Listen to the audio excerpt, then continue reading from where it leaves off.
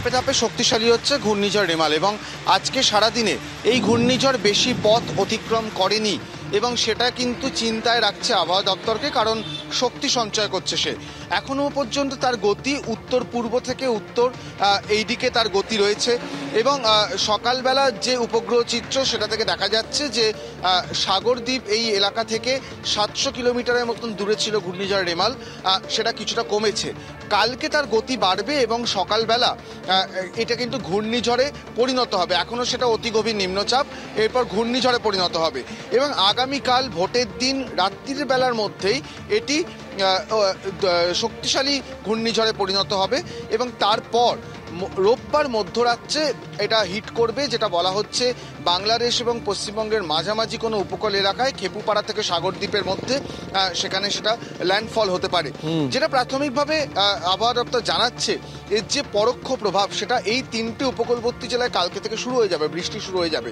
রোববার দক্ষিণবঙ্গের অধিকাংশ জায়গায় ভারী বৃষ্টি, অতি ভারী বৃষ্টি কোথাও কোথাও, সোমবারও বৃষ্টি চলবে। কালকে সকাল থেকে কিন্তু আবহাওয়ার পরিবর্তনটা ধীরে ধীরে হতে থাকবে এবং সব থেকে বেশি প্রভাব রবিবার মাঝরাতে পড়বে। আমি এইখানে একবার সরাসরি চলে যাব, আমাদের প্রতিনিধি ঝিলম করঞ্জয় হাওড়া থেকে রয়েছেন। ঝিলম, দর্শকদের নিশ্চয়ই স্মরণে থাকবে যে এর আগে ঘূর্ণিঝড়ের সময় এই ছবি আমাদের দেখতে হয়েছিল যে ট্রেনের চাকাকে লোহার শিকল দিয়ে বেঁধে রাখতে হয়েছে ঘূর্ণিঝড়ের তাণ্ডবের আশঙ্কায়। তো এই মুহূর্তে দাঁড়িয়ে হাওড়ার ছবিটা কি?